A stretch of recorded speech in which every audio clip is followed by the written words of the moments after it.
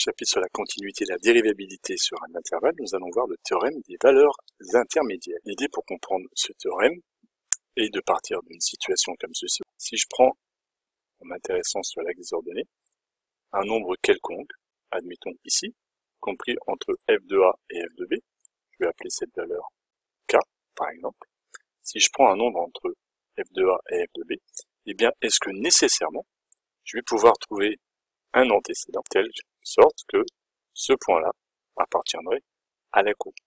Est-il possible de trouver un antécédent? Est-ce que je suis certain de le trouver? Si, en partant de ce point-là, et en allant jusqu'à l'autre point considéré, quelle que soit la courbe que je vais tracer, si je fais une courbe en un seul trait, si je représente une fonction qui est continue, nécessairement, au moins à un moment, et peut-être ici à plusieurs moments même, je vais trouver des antécédents à mon nombre k.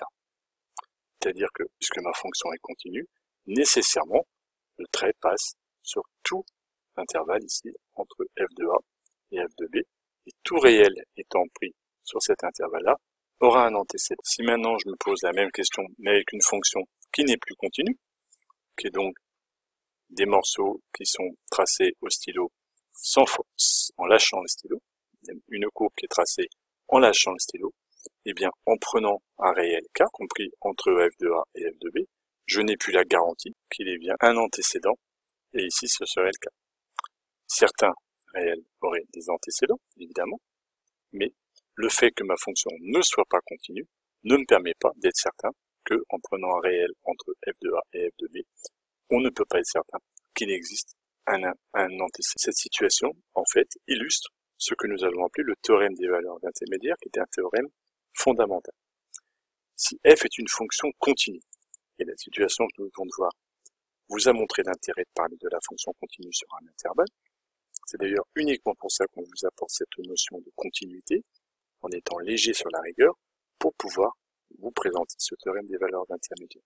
Donc, si j'ai une fonction continue sur un intervalle, si je prends un réel k quelconque, y compris entre f de a et f de b, ou f de b et f de bas, peu importe l'ordre, y compris entre ces deux nombres-là, alors ce dont je suis certain, c'est que si ma fonction est continue, alors l'équation f de x est égale à k admet au moins une solution sur l'intervalle.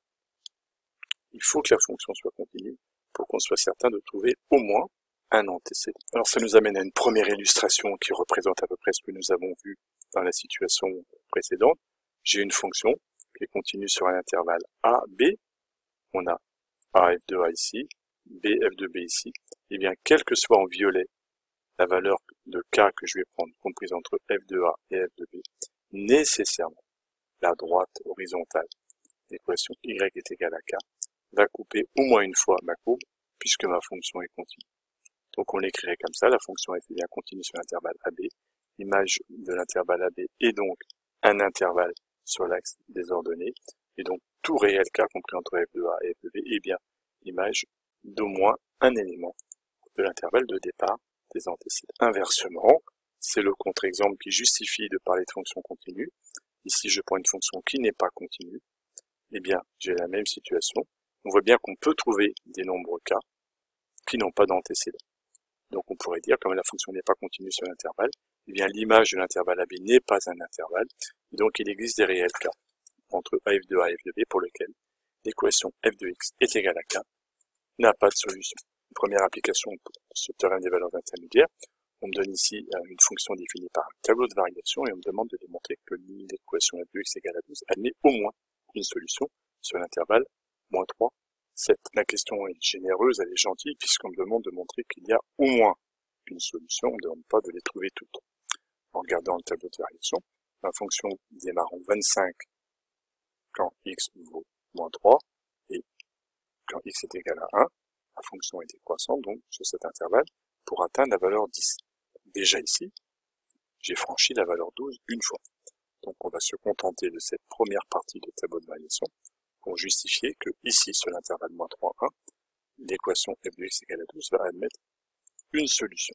Donc, intéressons-nous à l'intervalle moins 3, 1, sur lequel la fonction est continue. On a f de 3 qui est égal à 25, f de 1 qui est égal à 10. Comme 12 est compris entre 25 et 10, c'est-à-dire que 12 est compris entre f de moins 3 et d'après le théorème des valeurs intermédiaires, eh bien il existe au moins une solution à l'équation f de x est égal à 12 sur l'intervalle moins 3, 1. Nous avons donc répondu à la question.